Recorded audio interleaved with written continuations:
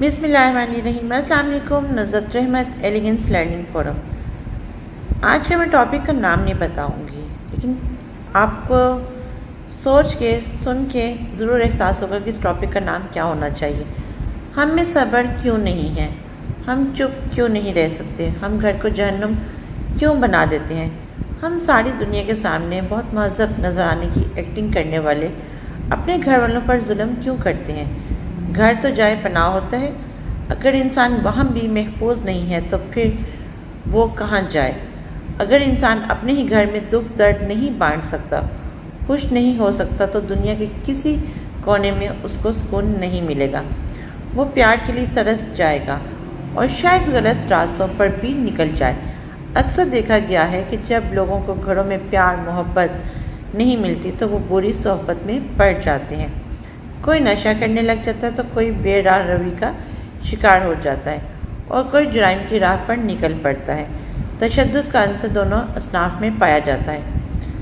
अक्सर केसेस में मर्द घरेलू तशद्दुद का अर्तकाब करते हैं, जबकि कुछ केसेस में औरतें भी ये काम करती हैं। जैसे किसी बहू ने सास पे हाथ उठा लिया, तो देखा जाए तो दोनों केसेस में हमें उसको रोकना चाहिए, हमें अपनी आवाज़ बुलंद करनी चाहिए।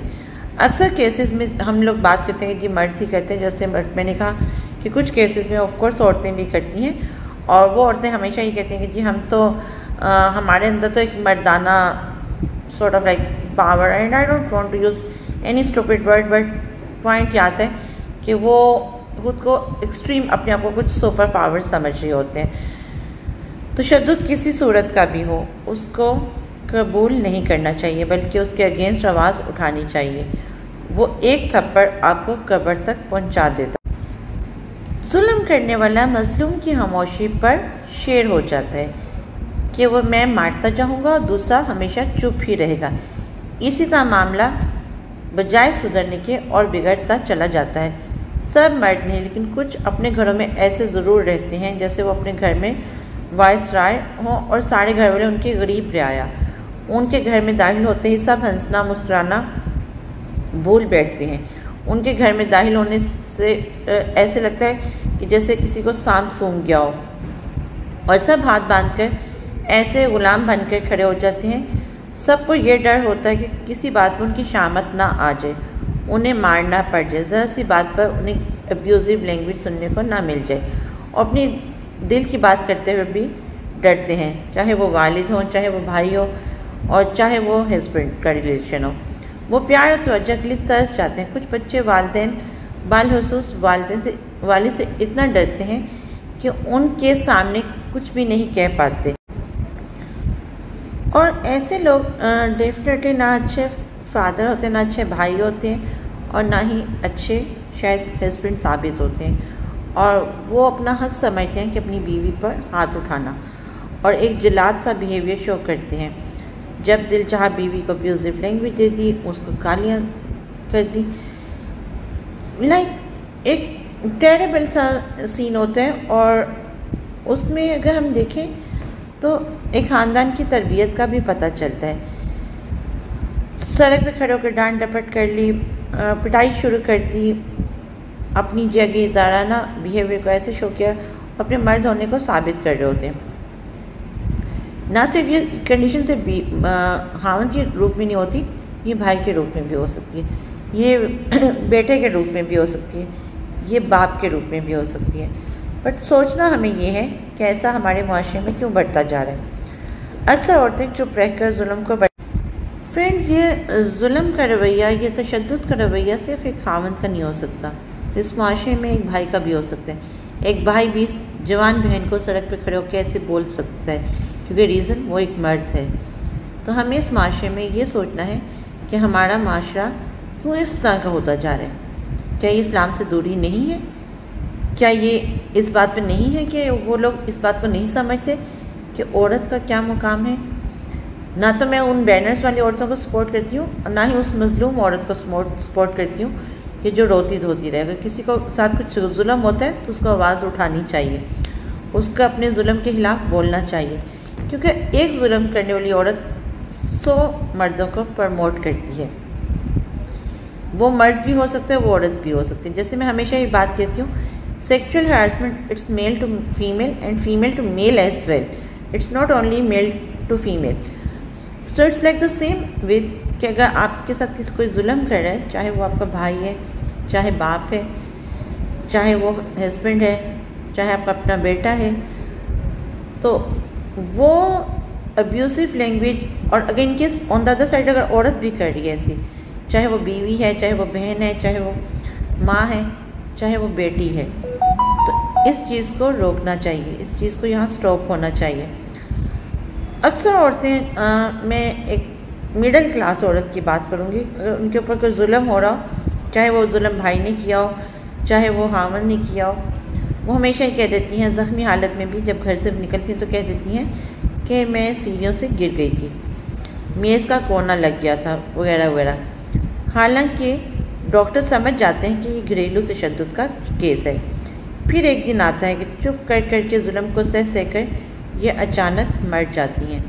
जब एक शख्स अपनी बीवी को थप्पड़ मार सकता है तो वही शख्स उसका कत्ल भी कर सकता है। इसलिए पहले थप्पड़ को ही रोक देना चाहिए, क्योंकि ये एक थप्पड़ आपको जिस्मानी, जज्बाती और नफ्सियाती तौर पर तोड़ देगा। फिर एक दिन ये शौहर आपके सर पर डंडा मारे, चाहे कोई भी चीज़ उठा के वो मार दे, गोली मार दे, तेज़ाब गिरा दे और आपकी लाश को पंखे से लटकाकर उसको सुसाइड का नाम दे दे। जिस मर्द को गाली देने की और मार पिटाई की आदत पड़ जाए तो जब उसका नफ्सियाती इलाज ना किया जाए तो वो ठीक नहीं हो सकता। किसी की बेटी जो है, किसी की लाडली, कोई रिहेबिलिटेशन सेंटर नहीं है कि जहां आप अपने दिमागी तौर पर बीमार बेटे को इलाज करवाने के लिए भेज देते हैं। इसका इलाज हॉस्पिटल से कराएं। किसी की मासूम बेटी की ज़िंदगी को जहन्नुम मत बनाएं। अक्सर देखा गया है कि मारपीट करने वाले लोग दीन से दूर और नशे के आदी होते हैं। अब घरेलू तशद्दुद के जितने ऐसे वाक़यात हो रहे हैं उनमें कत्ल तक कर दिया जाता है। फ्रेंड्स, यहाँ पे हम बात कर रहे हैं मुआशरे के जुल्म की, चाहे वो जुल्म औरत की तरफ से हो तो चाहे वो मर्द की तरफ से हो।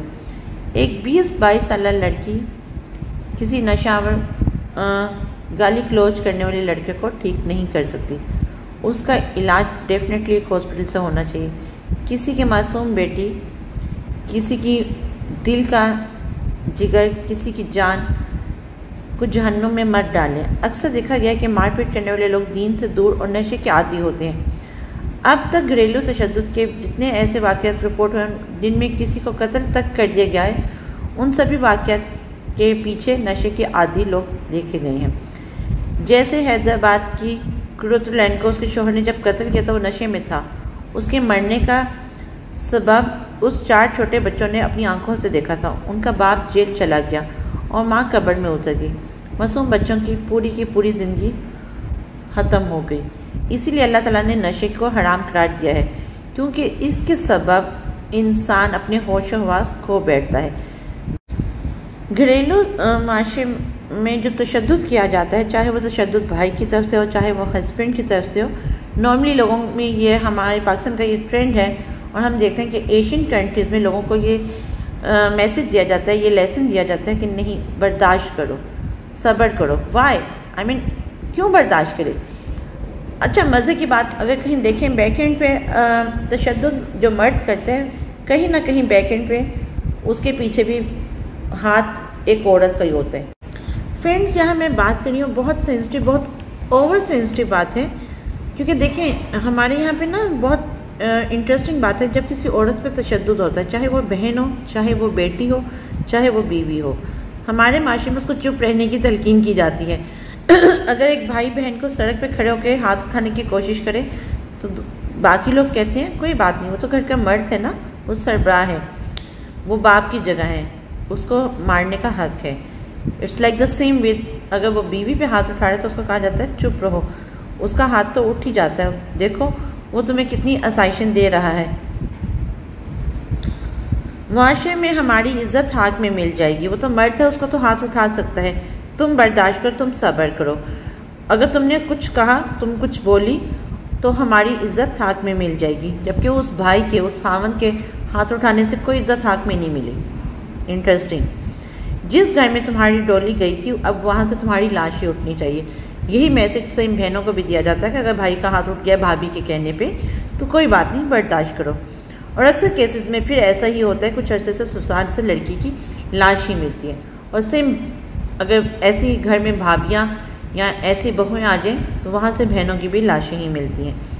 नूर मुकद्दम केस हो या अब सारा का कत्ल, उसने सबको हिला कर रख दिया है।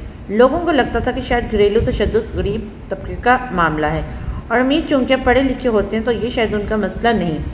वो अपनी बहन बेटियों को बहुत आज़ादी देते हैं, ये बिल्कुल गलत मफरूज़ा है। अक्सर अमीर औरतें भी इस जुल्म का शिकार होती हैं। जैसे गरीब औरत मार खाती है वैसे ही कुछ अमीर औरतें भी मार खाती हैं।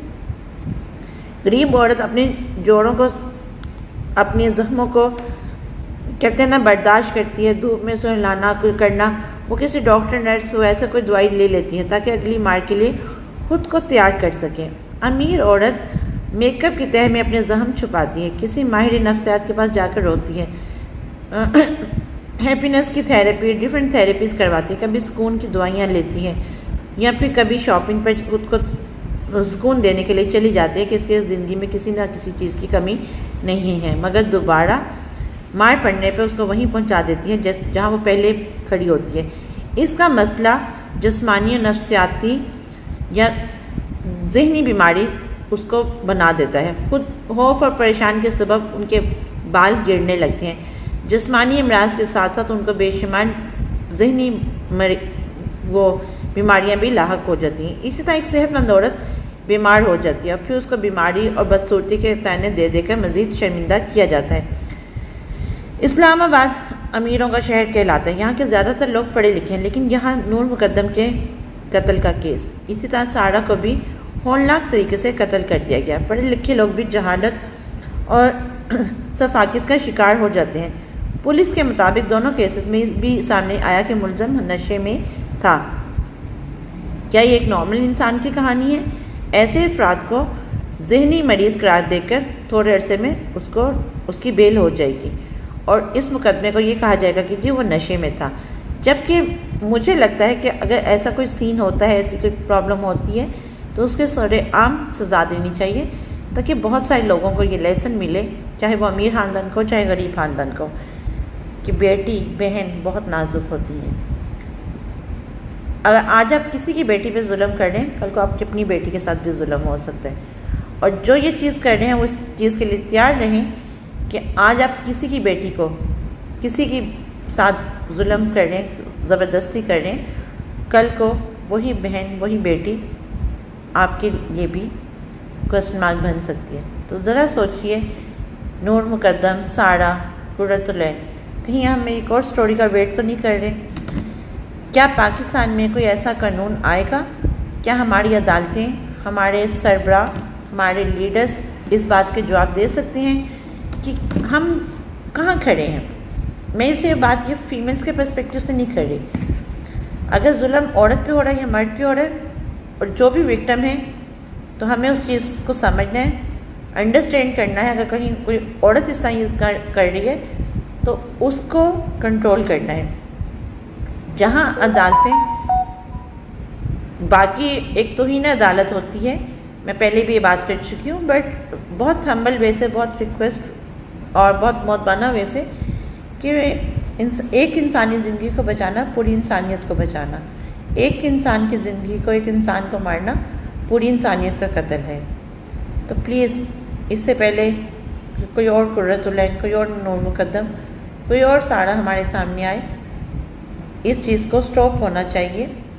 भाइयों को, खावंद को, बाप को, मर्द को ये समझना चाहिए कि औरत तो अल्लाह ताला ने तो कुरान में ऑलरेडी मर्द को सरबराह कहा है, औरत का मुहाफिज बनाया है। अगर वो औरत वहाँ महफूज नहीं होगी तो बाहर उसकी कौन कदर करेगा? बाहर उसको कौन सेफ करेगा? बाहर उसको कौन सेफ्टी प्रोवाइड करेगा? ज़रा सोचिए।